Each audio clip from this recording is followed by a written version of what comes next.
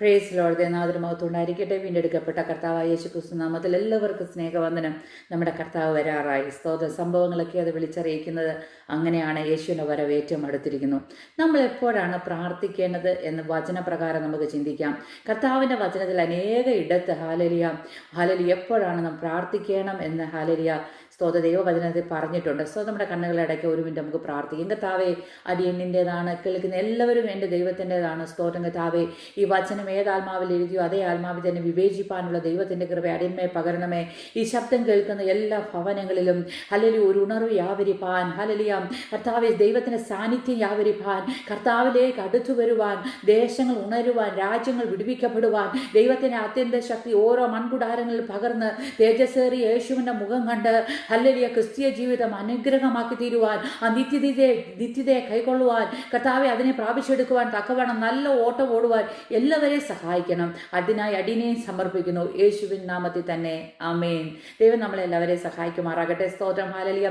നമ്മൾ വചനത്തിൽ നിന്ന് വാക്യങ്ങളെ വായിച്ച് ചില സമയങ്ങളെ നമുക്ക് മനസ്സിലാക്കാൻ നമ്മൾ എപ്പോഴൊക്കെയാണ് പ്രാർത്ഥിക്കേണ്ടതെന്ന്.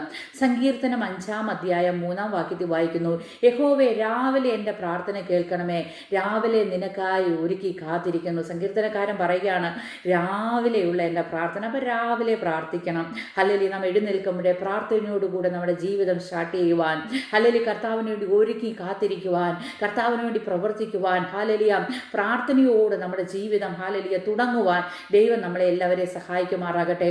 സങ്കീർത്തനം 55-ന്റെ 17-ാമത്തെ വാക്യത്തിൽ പറയുകയാണ്, ഞാൻ വൈകുന്നേരത്തും കാലത്തും ഉച്ചയ്ക്കും സങ്കടം ബോധിപ്പിച്ച് കരയും, അവൻ എൻ്റെ പ്രാർത്ഥന കേൾക്കും. സങ്കീർത്തനക്കാരൻ പറയുകയാണ്, ദൈവമേ, ഞാൻ വൈകുന്നേരത്തും ഉച്ചയ്ക്കും കാലത്തും സങ്കടം ബോധിപ്പിച്ച് അവൻ്റെ ഹൃദയത്തിലെ സങ്കടം, ഭാരങ്ങൾ, പ്രയാസങ്ങൾ എല്ലാം ദൈവത്തോട് പറയും. ദൈവം എൻ്റെ പ്രാർത്ഥന കേൾക്കും. എല്ലാവർക്കും അറിയാം, പ്രാർത്ഥന എന്ന് പറയുന്നത് നമ്മുടെ ആവശ്യം പറയുന്നതല്ല, ദൈവത്തോടുള്ള കമ്മ്യൂണിക്കേഷനാണ്. ദൈവത്തോടുള്ള ഇൻറ്റിമസി വർദ്ധിപ്പിക്കുവാൻ പ്രാർത്ഥന ആവശ്യമാണ്. ദൈവമായുള്ള ബന്ധത്തെയാണ് പ്രാർത്ഥന കൊണ്ട് കാണുന്നത്. സ്തോത്രം. അതിനകത്ത് ക്ഷമായാപനുണ്ട്, പാപത്തെക്കുറിച്ച് ഏറ്റുപറച്ചിലുണ്ട്, നന്ദി പറച്ചിലുണ്ട്, അനേക കാര്യങ്ങൾ നമ്മുടെ ഹൃദയത്തിലുള്ള എല്ലാം നാം ദൈവത്തോട് സംസാരിക്കും. അതിനകത്ത് ശുദ്ധീകരണം നടക്കും, വിടുതൽ നടക്കും. അനേക അത്ഭുതങ്ങൾ നമ്മൾ പ്രാർത്ഥനയിൽ നടക്കുവാൻ ഇടയായിത്തീരും. നമ്മുടെ വിശ്വാസ ജീവിതം വർദ്ധിക്കുവാൻ ഇടയായിത്തീരും. നമ്മുടെ ജീവിതത്തിൽ സ്തോത്രം ആനന്ദം കടന്നു വരുവാൻ ഇടയായിത്തീരും. നാം സർവശക്തനായ ദൈവത്തോടാണ് പ്രാർത്ഥിക്കുന്നത്.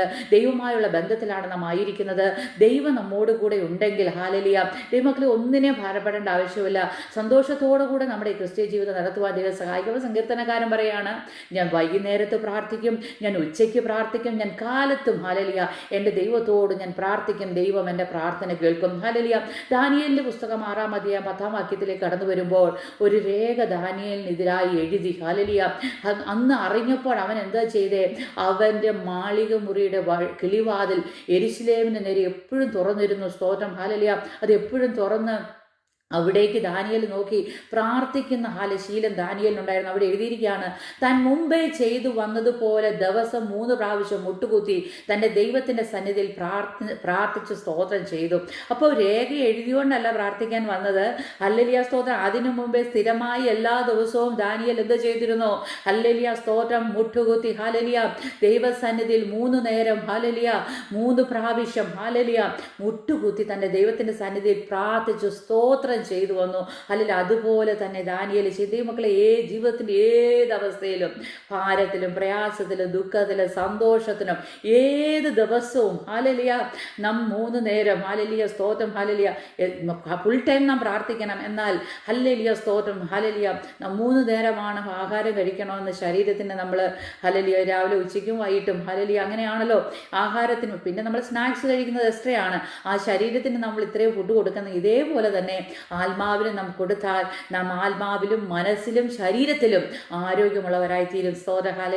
ദാനിയേലിന്റെ പുസ്തകം 6-ാം അധ്യായം 13-ാം വാക്യത്തിൽ പറയുന്നു, അതിനവർ രാജ്യസന്നിധി രാജാവേ, യഹൂദാ പ്രവാസികളിൽ ഒരുത്തനായ ദാനിയേൽ തിരുമേനിയോടാകട്ടെ തിരുമനസ്സുകൊണ്ട് എഴുതിച്ച വിരോധ കൽപ്പനയാകട്ടെ കൂട്ടാകാതെ ദിവസം 3 പ്രാവശ്യം അപേക്ഷ കഴിച്ചു വരുന്നു ഉപേക്ഷിച്ചപ്പോൾ ആൾക്കാർ ചെന്നിട്ട് ദാനിയേലിനെ പറ്റി രാജാവോട് പറയാമെന്ന് നോക്കിക്കേ.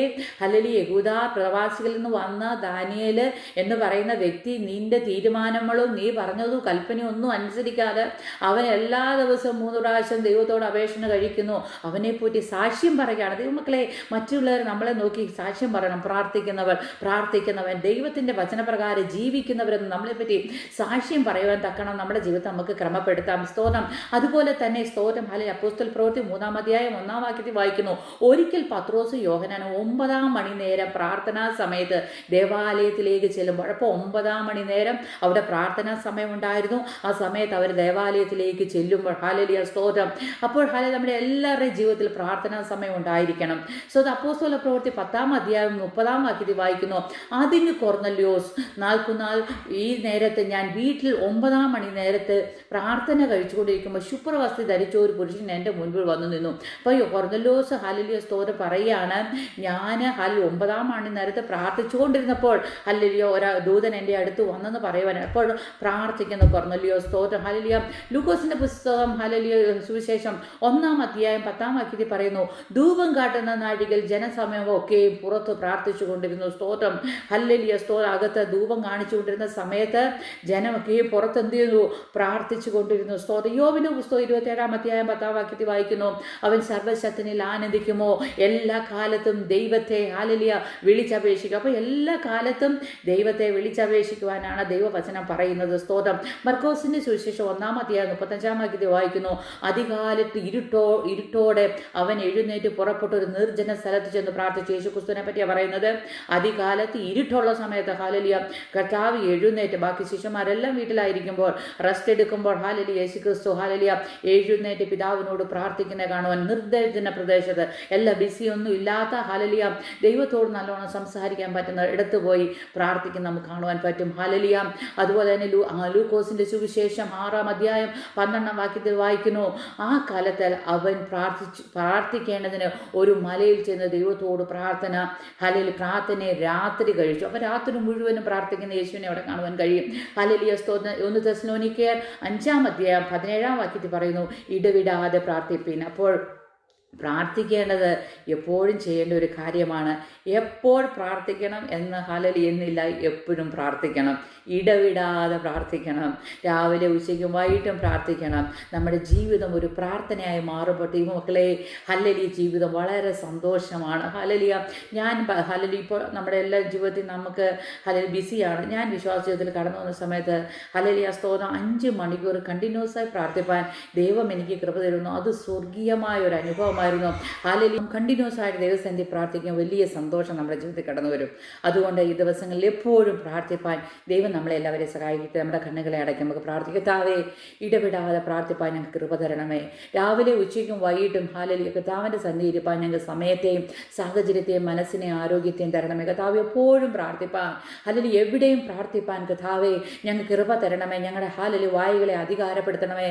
ഞങ്ങളുടെ മനസ്സിനെ അനുഗ്രഹിക്കണേ. ദിവസം പ്രാർത്ഥനയുള്ളവരാക്കി ഞങ്ങളെ മാറ്റണമേ. ആരെങ്കിലും പ്രാർത്ഥന ജീവിതം നിന്നു പോയിട്ടുണ്ടെങ്കിൽ ഹല്ലേലൂയ സ്തോത്രം, അതില്ലാതെ പോയിരിക്കുന്നെങ്കിൽ മടങ്ങി വന്ന് കർത്താവെ പ്രാർത്ഥന ജീവിതത്തിൽ മുന്നേറും. അനേക വിഷയങ്ങൾക്ക് വേണ്ടി ഇടിവിൽ നിൽക്കുവാൻ ഹല്ലേലൂയ ദൈവത്തോട് സംസാരിക്കുവാൻ, ദൈവമായുള്ള ബന്ധത്തിൽ ഹല്ലേലൂയ മുന്നേറുവാൻ തക്കവണ്ണം എല്ലാവരെയും അങ്ങ് സഹായിക്കും.